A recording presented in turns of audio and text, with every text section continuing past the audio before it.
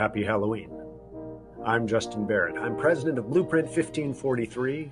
I'm a psychological scientist and former university professor. Today, on All Hallows Eve, I want to talk about death. We live in an age in which some of our great scientific minds are struggling to lengthen lives through biotech or are trying to find ways to somehow upload our minds, our memories, whatever it is we are, into computers so that we have some kind of immortality, as if we're nothing more than a complex digital code that can be put into computers.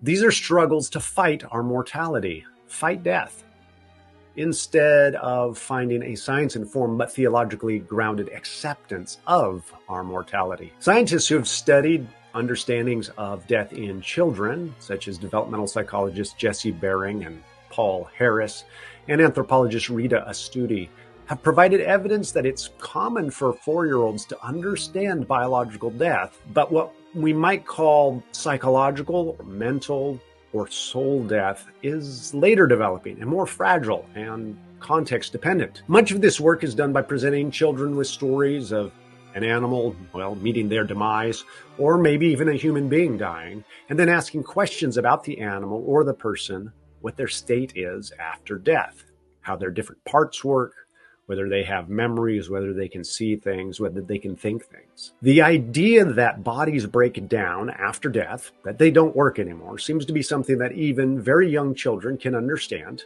and they don't find it terribly distressing, at least under most circumstances. And indeed, the death of animals can be fascinating to young children. One of my children in particular was very fascinated by animals dying, like when we would go fishing and catch fish.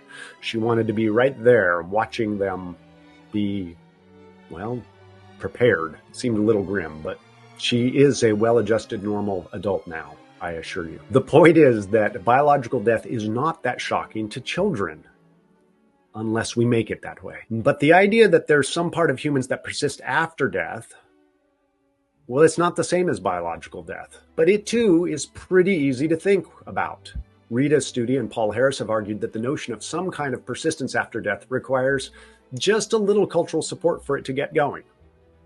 Jesse Bering has gone even farther and argued that at least his take on the evidence is on the side of some kind of persistence after death being the default assumption we all make.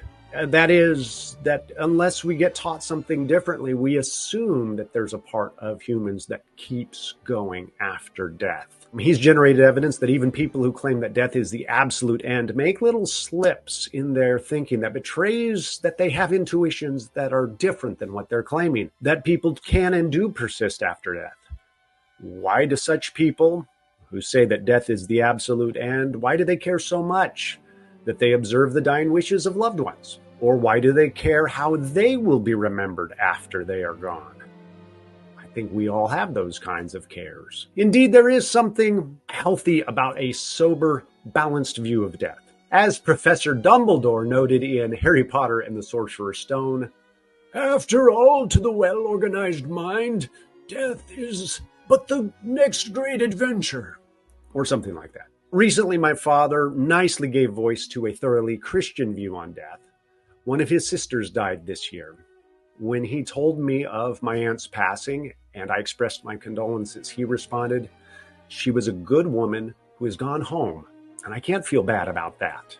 As Christians, we can lament death as something bad, something unfortunate, especially when it's premature, something that takes our loved ones away from us. We may especially grieve the death of those who didn't love God. But for those who know Jesus, we do not mourn as those without hope, and we know that this life need not be the final chapter, but only the beginning. Reflecting on death the right way also frees us up from hanging on to this life too much and investing too much in temporary, passing things like wealth, reputation, and status. Jesus himself used parables about people dying, reminding his audiences about their future deaths to make just these points. He wanted his listeners to think, look, you too are going to die, and you need to live like you will. Don't store up for yourself treasures on earth where rust and moths destroy. Some Christian orders have taken the idea of reflecting on death to what we might think of as extremes. For instance, placing a skull on their nightstand is just one way to remember. Memento Mori, they might say in Latin. Remember that you must die. In Rome today, visitors can tour the Capuchin crypt. And the Capuchins here are a type of Franciscan order, not monkeys. The Capuchin crypt is a series of chapels that Capuchin friars decorated with the bones of their deceased brothers. Thousands of bones. If you get a chance, it's worth seeing. It is quite the spectacle. This order of friars thought that it was very important to be daily reminded of one's future death. A plaque on display in the crypt reads, "What you are now, we once were. What we are now, you shall be." I once had a conversation with a non-Christian colleague who expressed that building strong institutions was a means of expressing some kind of immortality. Institutions would outlast us. But I observed that from a Christian perspective, people, not institutions, have the potential for immortality.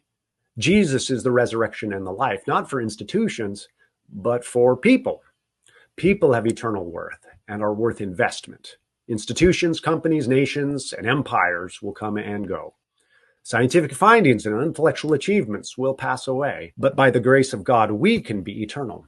People, then, are worth more investment than institutions.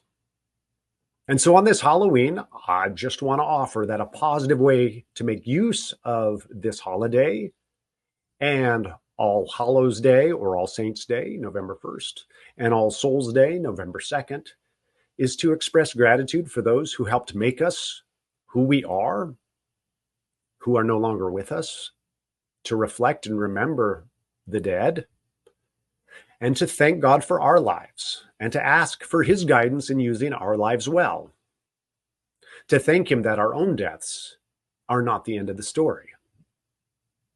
Memento Mori. Until next time, thanks for joining me.